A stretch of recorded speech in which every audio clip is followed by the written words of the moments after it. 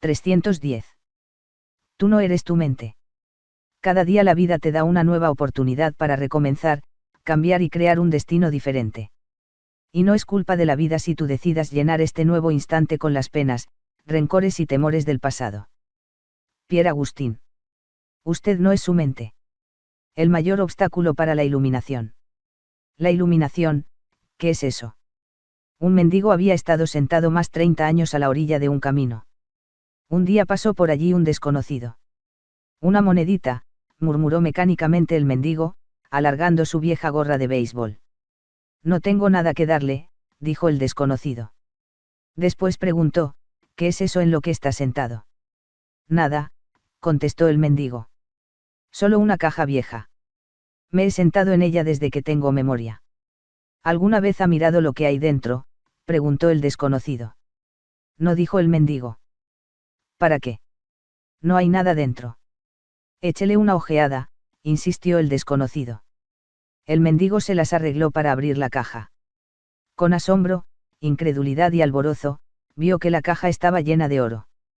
Yo soy el desconocido que no tiene nada que darle y que le dice que mire dentro. No dentro de una caja como en la parábola, sino en un lugar aún más cercano, dentro de usted mismo. Pero yo no soy un mendigo, le oigo decir. Los que no han encontrado su verdadera riqueza, que es la alegría radiante del ser y la profunda e inconmovible paz que la acompaña, son mendigos, incluso si tienen mucha riqueza material. Buscan afuera mendrugos de placer o de realización para lograr la aceptación, la seguridad o el amor, mientras llevan dentro un tesoro que no solo incluye todas esas cosas sino que es infinitamente mayor que todo lo que el mundo pueda ofrecer. La palabra iluminación evoca la idea de un logro sobrehumano y el ego quiere conservar las cosas así, pero es simplemente el estado natural de sentir la unidad con el ser. Es un estado de conexión con algo inconmensurable e indestructible, algo que, casi paradójicamente, es esencialmente usted y sin embargo es mucho más grande que usted. Es encontrar su verdadera naturaleza más allá del nombre y de la forma. La incapacidad de sentir esta conexión da lugar a la ilusión de la separación, de usted mismo y del mundo que lo rodea. Entonces usted se percibe a sí mismo, consciente o inconscientemente, como un fragmento aislado. Surge el miedo y el conflicto interior y exterior se vuelve la norma. Me encanta la sencilla definición de la iluminación dada por Buda como el fin del sufrimiento.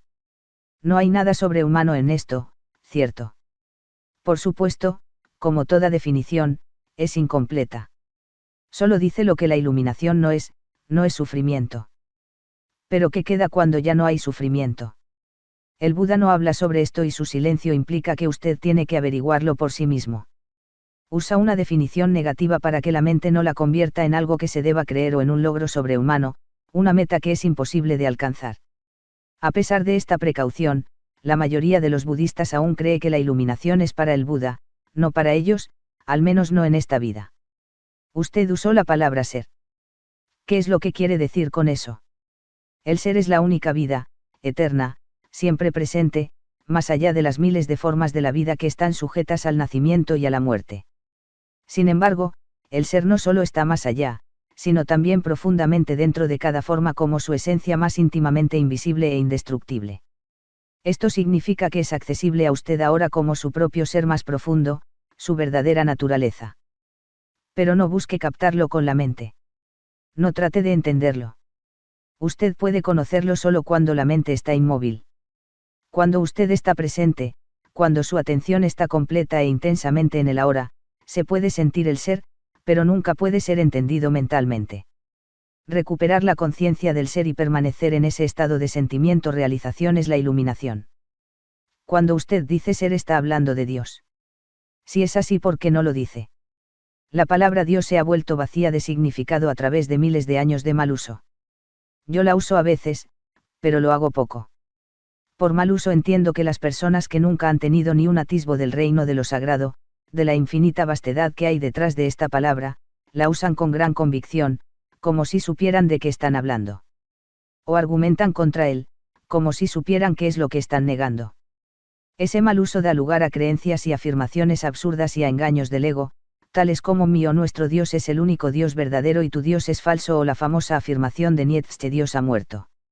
La palabra Dios se ha convertido en un concepto cerrado. En el momento en que se pronuncia, se crea una imagen mental, quizá ya no la de un anciano de barba blanca, pero sí una representación mental de alguien o algo externo a uno y, casi inevitablemente, algo o alguien masculino. Ni Dios ni ser ni ninguna otra palabra pueden definir o explicar la inefable realidad que hay detrás de ellas, así que la única cuestión importante es si la palabra es una ayuda o un obstáculo para permitirle a usted experimentar aquello que señala. Señala más allá de sí misma, hacia esa realidad trascendental o tiende demasiado fácilmente a volverse solamente una idea en su cabeza en la que usted cree, un ídolo mental. La palabra ser no explica nada, pero tampoco lo hace la palabra Dios. Sin embargo, ser tiene la ventaja de que es un concepto abierto. No reduce lo infinito invisible a una entidad finita. Es imposible formarse una imagen mental de ello. Nadie puede reclamar la posesión exclusiva del ser. Es su propia esencia y es inmediatamente accesible a usted como la sensación de su propia presencia, la comprensión de yo soy que es anterior a yo soy esto o yo soy aquello. Así que hay solamente un pequeño paso de la palabra ser a la experiencia del ser. ¿Cuál es el mayor obstáculo para experimentar esta realidad? La identificación con su mente, que hace que el pensamiento se vuelva compulsivo.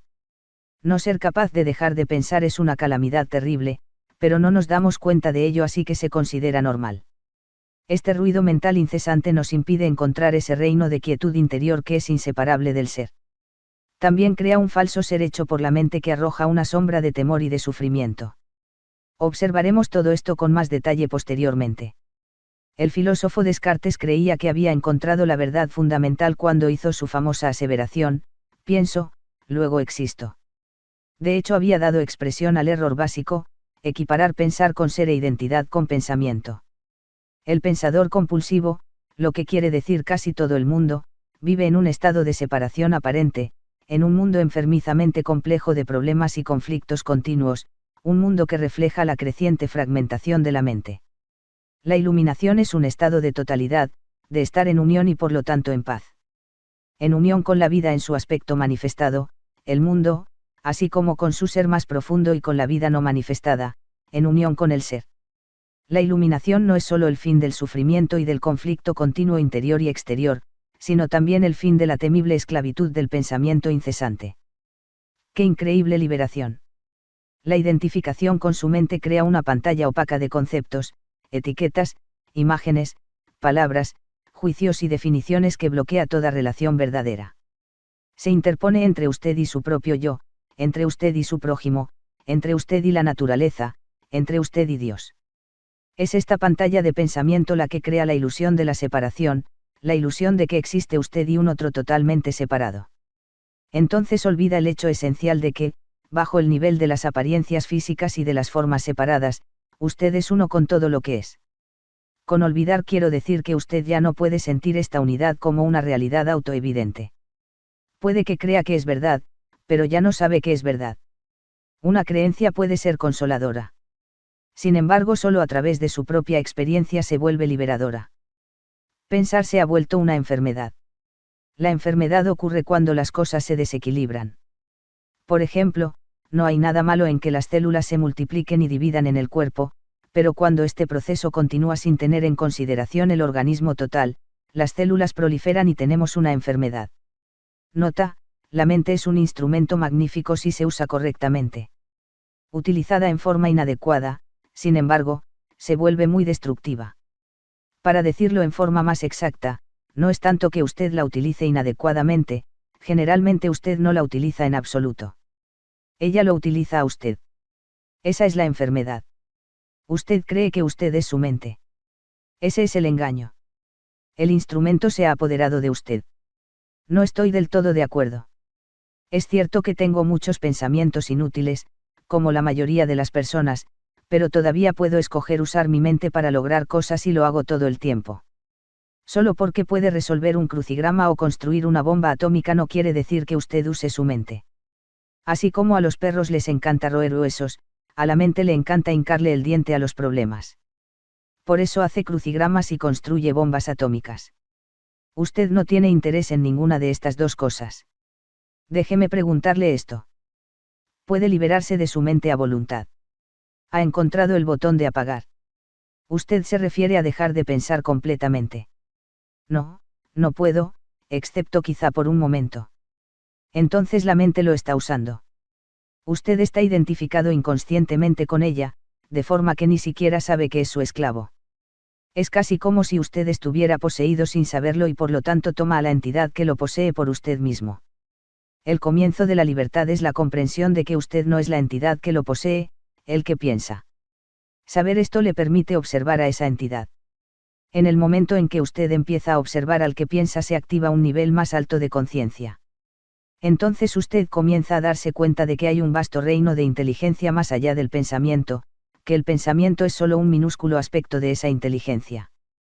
También se da cuenta de que todo lo que importa verdaderamente, la belleza, el amor, la creatividad, la alegría, la paz interior, surgen de un lugar más allá de la mente. Usted comienza a despertar. Liberarse de su mente. ¿Qué es exactamente con observar al que piensa? Cuando alguien va al médico y dice, oigo una voz en mi cabeza, probablemente lo remitirán a un psiquiatra. El hecho es que, de forma muy similar, prácticamente todo el mundo oye una voz, o varias voces, en su cabeza, todo el tiempo, los procesos involuntarios de pensamiento que usted no se da cuenta que puede detener. Los monólogos o diálogos continuos. Usted probablemente se ha cruzado en la calle con locos que hablan, no murmuran para sí mismos incesantemente. Bueno, esto no es muy diferente de lo que usted y otras personas normales hacen, excepto por el hecho de que usted no lo hace en voz alta. La voz comenta, especula, juzga, compara, se queja, acepta, rechaza, y así sucesivamente. La voz no es necesariamente relevante para la situación en la que usted se encuentra en ese momento, puede estar revisando el pasado reciente o lejano o ensayando o imaginando posibles situaciones futuras. En este caso, frecuentemente imagina resultados negativos o problemas, este proceso se llama preocuparse. A veces esta pista de sonido va acompañada por imágenes visuales o películas mentales. Incluso si la voz es relevante para la situación del momento, la interpretará de acuerdo con el pasado. Esto se debe a que la voz pertenece a su mente condicionada, que es el resultado de toda su historia pasada así como del escenario mental de la cultura colectiva que usted heredó. Así, usted ve y juzga el presente con los ojos del pasado y obtiene una visión de él totalmente distorsionada. No es raro que esa voz sea el peor enemigo de la persona. Muchos viven con un torturador en la cabeza que continuamente los ataca y los castiga y les drena la energía vital. Esto causa sufrimiento e infelicidad así como enfermedad. Lo bueno es que usted puede liberarse de su mente. Esa es la única liberación verdadera. Usted puede dar el primer paso ahora mismo. Empiece por oír la voz de su cabeza tan a menudo como pueda. Preste atención especial a cualquier patrón de pensamiento repetitivo, esos viejos discos que han sonado en su cabeza quizá durante años. Eso es a lo que llamo observar al que piensa, que es otra forma de decir, escuche la voz de su cabeza, esté allí como si fuese un testigo. Cuando usted escuche esta voz, hágalo imparcialmente. Es decir, no juzgue. No juzgue o condene lo que oye, porque hacerlo significaría que la misma voz ha vuelto a entrar por la puerta trasera. Pronto empezará a darse cuenta de esto, está la voz y estoy yo escuchándola, observándola. Esta comprensión del yo soy, esta sensación de su propia presencia, no es un pensamiento. Surge de más allá de la mente. Así pues, cuando usted escucha un pensamiento, usted es consciente no solo del pensamiento, sino de usted mismo como testigo de él. Ha aparecido una nueva dimensión de conciencia.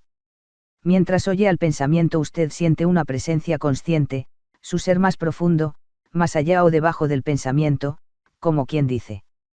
El pensamiento entonces pierde su poder sobre usted y rápidamente se calma porque usted ya no le da energía a la mente por medio de la identificación con ella. Este es el comienzo del fin del pensamiento involuntario y compulsivo. Cuando un pensamiento pierde fuerza, usted experimenta una discontinuidad en la corriente mental, una brecha de no mente. Al principio las brechas serán cortas, unos segundos tal vez, pero gradualmente se harán más largas.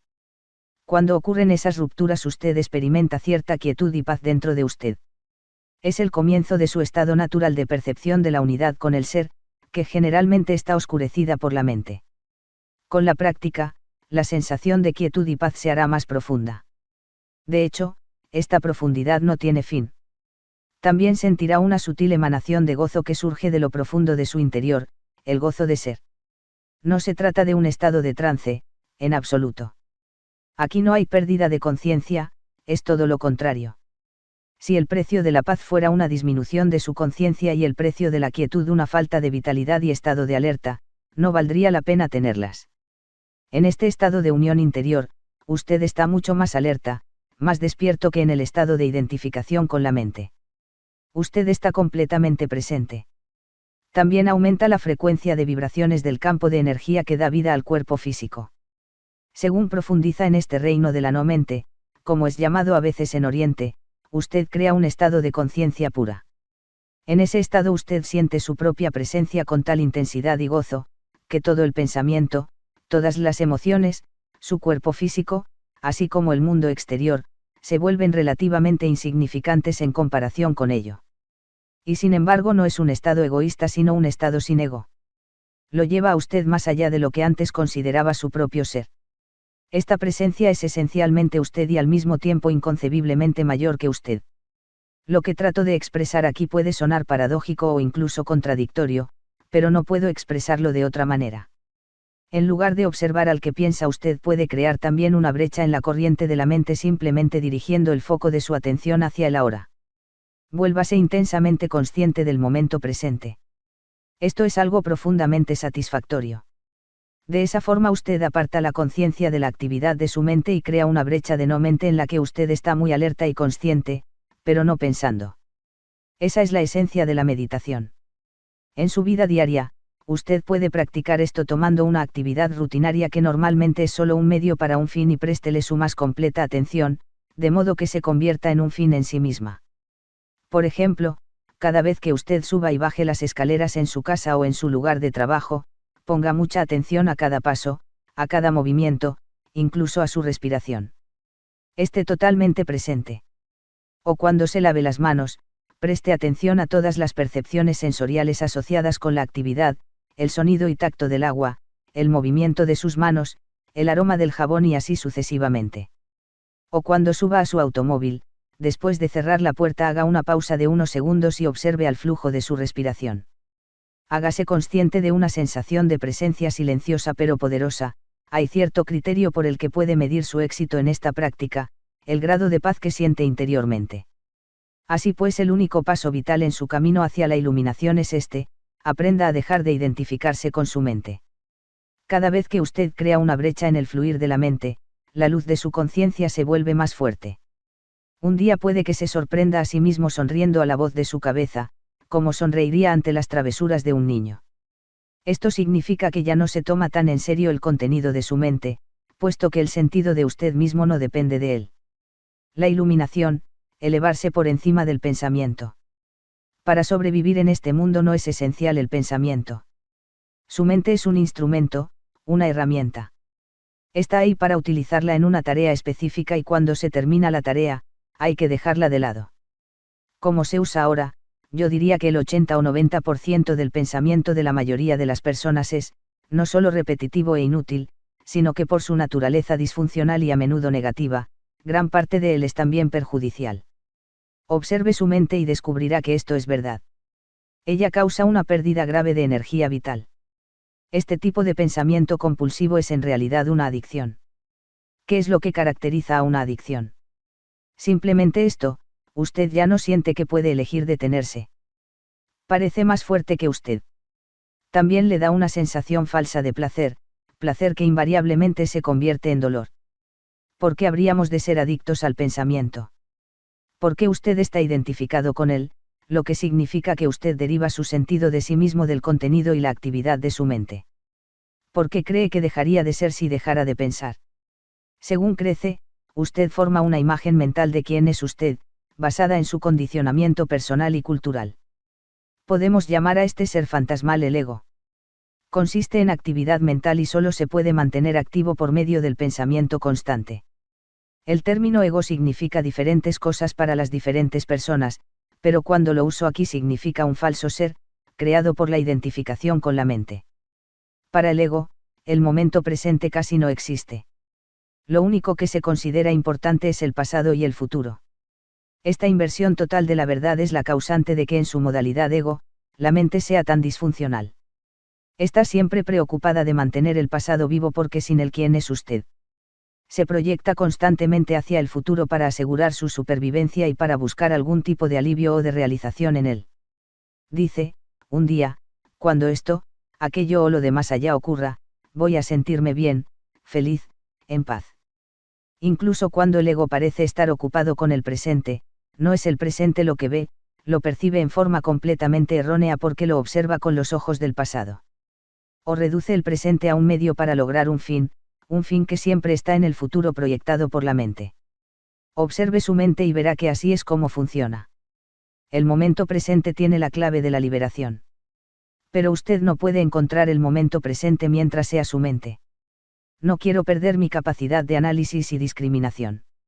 No me molestaría aprender a pensar más claramente, en forma más concentrada, pero no quiero perder mi mente. El don del pensamiento es lo más precioso que tenemos. Sin él, seríamos solamente otra especie animal. El predominio de la mente no es más que una etapa en la evolución de la conciencia. Necesitamos pasar urgentemente a la próxima etapa, si no, seremos destruidos por la mente, que se ha convertido en un monstruo. Hablaré con más detalle sobre esto después. Pensamiento y conciencia no son sinónimos. El pensamiento es solo un pequeño aspecto de la conciencia. El pensamiento no puede existir sin la conciencia, pero la conciencia no necesita al pensamiento. La iluminación significa levantarse por encima del pensamiento, no caer a un nivel inferior del pensamiento, el nivel de un animal o una planta. En el estado iluminado, usted todavía usa su mente pensante cuando la necesita, pero en una forma mucho más enfocada y efectiva que antes. La usa sobre todo con fines prácticos, pero está libre del diálogo interno involuntario y hay una quietud interior. Cuando usted usa la mente y particularmente cuando se necesita una solución creativa, usted oscila unos cuantos minutos entre el pensamiento y la quietud, entre la mente y la no mente. La no mente es conciencia sin pensamiento. Solo de esta forma es posible pensar creativamente, porque solo de esta forma el pensamiento tiene poder real. El pensamiento solo, cuando no está conectado con el reino mucho más vasto de la conciencia, se vuelve estéril rápidamente, insensato, destructivo. La mente es esencialmente una máquina de supervivencia. Ataque y defensa contra otras mentes, recoger, almacenar y analizar información, eso es en lo que es buena, pero no es creativa en absoluto. Todos los artistas verdaderos, lo sepan o no, crean desde un lugar de no mente, de quietud interior. La mente entonces da forma a la visión o impulso creativo. Incluso los grandes científicos han dicho que sus grandes logros creativos llegaron en un momento de quietud mental. El sorprendente resultado de una encuesta nacional entre los matemáticos más eminentes de Norteamérica, incluido Einstein, para conocer sus métodos de trabajo, fue que el pensamiento juega solo un papel subordinado en la breve y decisiva fase del acto creativo en sí mismo. Así pues, yo diría que la sencilla razón por la que la mayoría de los científicos no son creativos, no es porque no saben pensar sino porque no saben cómo dejar de pensar.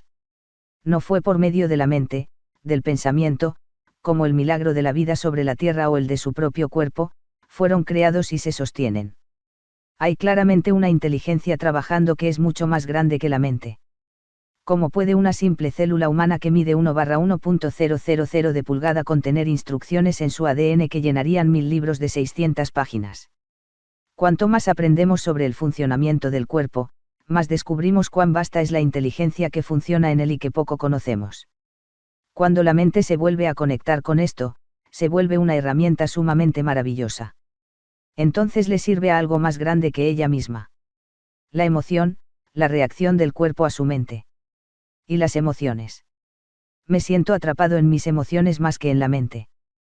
Coestier, The Ghost in the Machine, a Arcana, Londres, 1989. La mente en la forma en que uso la palabra, no es solamente el pensamiento. Incluye sus emociones así como todos los patrones de reacción inconscientes de tipo mental emocional. La emoción surge en el punto en que se encuentran la mente y el cuerpo.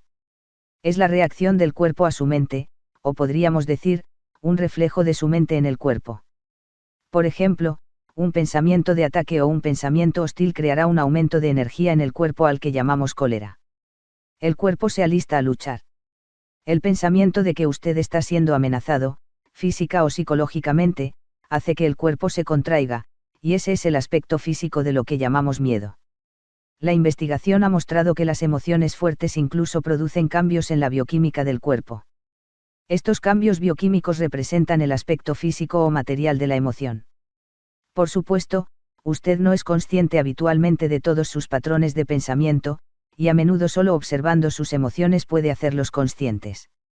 Cuanto más identificado esté con su pensamiento, sus gustos y sus odios, sus juicios e interpretaciones, es decir, cuanto menos presente esté como la conciencia que observa, más fuerte será la carga de energía emocional, sea usted consciente de ello o no. Si usted no puede sentir sus emociones, si está desconectado de ellas, eventualmente las experimentará en un nivel puramente físico, como un problema o síntoma físico. Se ha escrito mucho sobre esto en los últimos años, así que no necesitamos entrar en ello aquí. Un patrón emocional inconsciente puede incluso manifestarse como un evento externo que aparentemente le sucede a usted. Por ejemplo, he observado que la gente que lleva dentro mucha ira sin ser consciente de ella y sin expresarla, tiene más posibilidad de ser atacada, verbal o incluso físicamente, por otras personas iracundas y a menudo sin razón aparente. Tienen una fuerte emanación de ira que ciertas personas reciben subliminalmente y que dispara su propia ira latente. Si usted tiene dificultad para sentir sus emociones, empiece por concentrar su atención en el campo de energía interior de su cuerpo. Sienta el cuerpo desde dentro. Esto también lo pondrá en contacto con sus emociones. Exploraremos esto con más detalle más adelante. Usted dice que una emoción es el reflejo de la mente en el cuerpo. Pero a veces hay un conflicto entre ambos, la mente dice no mientras la emoción dice sí o al contrario. Si usted quiere conocer realmente su mente, el cuerpo le dará siempre un reflejo verdadero, así que observe la emoción o más bien siéntala en su cuerpo. Si hay un conflicto aparente entre ellos, el pensamiento será la mentira, la emoción será la verdad. No la verdad última sobre quién es usted, pero sí la verdad relativa de su estado mental en ese momento. El conflicto entre los pensamientos superficiales y los procesos mentales inconscientes es ciertamente común. Puede que usted ni siquiera sea capaz de traer a la conciencia en forma de pensamientos su actividad mental inconsciente, pero ésta siempre se reflejará en el cuerpo como una emoción y de esto sí puede ser consciente. Observar una emoción de este modo es básicamente lo mismo que escuchar o observar un pensamiento, como describí anteriormente. La única diferencia es que, mientras un pensamiento está en su mente, una emoción tiene un fuerte componente físico, por lo tanto se siente primariamente en el cuerpo. Entonces usted puede permitir que la emoción esté allí sin ser controlado por ella. Usted ya no es la emoción, usted es el observador, la presencia que observa. Si usted practica esto, todo lo que es inconsciente en usted saldrá a la luz de la conciencia.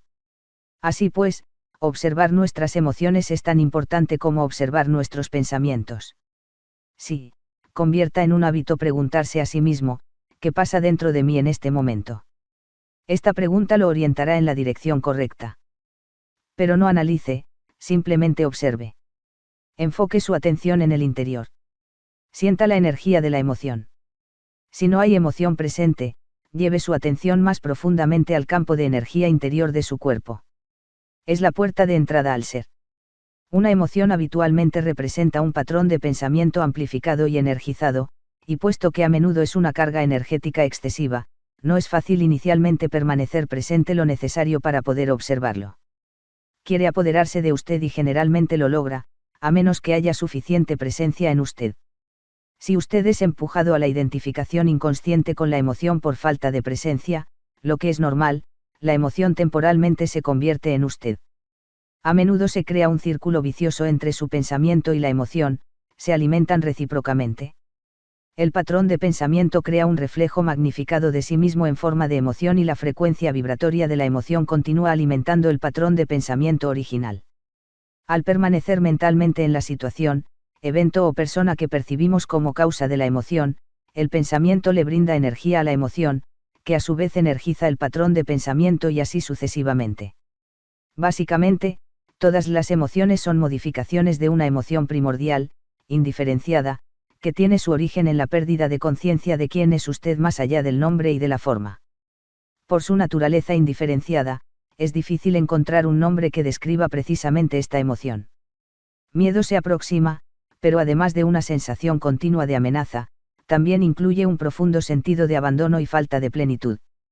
Puede ser mejor usar un término que es indiferenciado al igual que esta emoción básica y llamarla simplemente sufrimiento.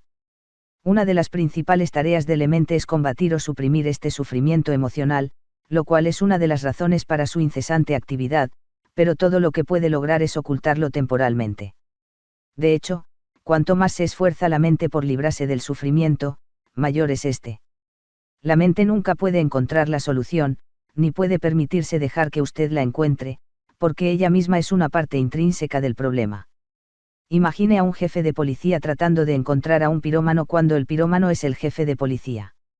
Usted no se librará de este sufrimiento hasta que deje de derivar su sentido de sí mismo de la identificación con la mente, es decir, con el ego. Entonces la mente es derrocada de su lugar de poder y el ser se revela como su verdadera naturaleza. Sí, ya sé lo que va a preguntar. Y va a preguntar, ¿y las emociones positivas como el amor y la alegría? Son inseparables de su estado natural de conexión interior con el ser. Los destellos de amor y alegría o los momentos breves de profunda paz son posibles siempre que hay una brecha en la corriente del pensamiento. Para la mayor parte de las personas, tales brechas ocurren raramente y solo por accidente, en momentos en que la mente se queda sin palabras, a veces disparada por la belleza extraordinaria, por un esfuerzo físico extremado o incluso por un gran peligro. Súbitamente hay quietud interior. Y en esta quietud hay una sutil pero intensa alegría, hay amor, hay paz. Habitualmente estos momentos se viven muy brevemente, puesto que la mente vuelve a tomar rápidamente su actividad ruidosa que llamamos pensamiento. El amor, la alegría y la paz no pueden florecer hasta que usted se haya liberado del dominio de la mente. Pero no son lo que yo llamaría emociones. Reposan más allá de las emociones, en un nivel mucho más profundo. Así que usted tiene que hacerse completamente consciente de sus emociones y ser capaz de sentirlas antes de poder sentir lo que hay más allá de ellas. Emoción significa literalmente perturbación. La palabra viene del latín emovere, que significa perturbar. El amor, la alegría y la paz son estados profundos del ser, o más bien tres aspectos del estado de conexión interior con el ser. Como tales, no tienen contrarios. Esto se debe a que surgen de más allá de la mente. Las emociones, por otra parte, al ser parte de la mente dualista, están sujetas al juego de los contrarios. Esto significa sencillamente que usted no puede tener bien sin mal. Así pues, en la condición no iluminada, identificada con la mente, lo que a veces se llama erróneamente alegría es el breve placer habitual del ciclo continuamente alternante del sufrimiento/placer. El placer se deriva siempre de algo que está fuera de usted, mientras que la alegría surge de dentro. Lo mismo que le brinda placer hoy puede brindarle dolor mañana, o puede abandonarlo, así que su ausencia le traerá dolor. Y lo que a menudo se llama amor puede ser placentero y estimulante por un tiempo, pero es un asidero adictivo, una condición extremadamente menesterosa que puede convertirse en su contraria en un instante. Muchas relaciones amorosas, después de pasada la euforia inicial, de hecho oscilan entre el amor y el odio, la atracción y el ataque. El verdadero amor no conlleva sufrimiento como podría. No se convierte súbitamente en odio, ni la verdadera alegría se convierte en dolor. Como dije, incluso antes de que usted esté iluminado, antes de liberarse de su mente, usted puede tener destellos de verdadera alegría, verdadero amor o una profunda paz interior, tranquilos pero vibrantemente vivos. Estos son aspectos de su verdadera naturaleza, que está habitualmente oscurecida por la mente. Incluso en una relación adictiva normal, puede haber momentos en los que la presencia de algo más genuino, algo incorruptible, puede sentirse. Pero serán solo atisbos, que se ocultarán pronto por la interferencia de la mente. Entonces puede parecer que usted tuvo algo muy precioso y lo perdió, o su mente puede convencerlo de que en todo caso todo fue una ilusión. La verdad es que no fue una ilusión y usted no puede perderlo. Es parte de su estado natural, que puede ser oscurecido, pero nunca destruido por la mente. Incluso cuando el cielo está cubierto de nubes densas, el sol no ha desaparecido. Está todavía allá, al otro lado de las nubes. El Buda dice que el dolor o sufrimiento surge por el deseo y que para liberarnos del sufrimiento tenemos que cortar los lazos del deseo. Todos los deseos son expresiones de la mente que busca la salvación o la realización en las cosas externas y en el futuro como sustituto de la alegría de ser. Mientras yo sea mi mente, soy esos deseos, esas necesidades, carencias, apegos y averchans, y fuera de ellos no hay yo excepto como una mera posibilidad, un potencial no logrado, una semilla que todavía no ha brotado. En ese caso, incluso mi deseo de ser libre o iluminado es solo otro anhelo de realización o plenitud en el futuro. Así que no busque llegar a ser libre del deseo o lograr la iluminación. Vuélvase presente. Esté allí como observador de la mente. En lugar de citar al Buda, sea el despierto, que es lo que la palabra Buda significa. Los seres humanos han estado en las garras del sufrimiento durante millones de años, desde que cayeron del estado de gracia, entraron en el reino del tiempo y la mente y perdieron la conciencia del ser. En ese punto, empezaron a percibirse a sí mismos como fragmentos sin significado en un universo ajeno, separados de la fuente y de los demás. El sufrimiento es inevitable mientras usted esté identificado con su mente, es decir, mientras usted esté inconsciente, espiritualmente hablando. Hablo aquí principalmente del sufrimiento emocional, que es también la causa principal del sufrimiento físico y de las enfermedades físicas. El resentimiento, el odio, la autocompasión, la culpa, la ira, la depresión, los celos y así sucesivamente, incluso la más leve irritación, son todas formas del sufrimiento. Y todo placer o elevación emocional contiene en sí mismo la semilla del dolor, su contrario inseparable, que se manifestará con el tiempo. Cualquiera que haya tomado drogas para sentirse bien sabrá que la animación eventualmente se convierte en depresión, que el placer se transforma en alguna forma de dolor. Muchas personas saben también por experiencia propia cuán fácil y rápidamente una relación íntima puede pasar de ser una fuente de placer a ser una fuente de dolor. Vistos desde una perspectiva más alta, los polos positivo y negativo son caras de la misma moneda, ambos son parte del sufrimiento subyacente que es inseparable del estado de conciencia egotista de identificación con la mente.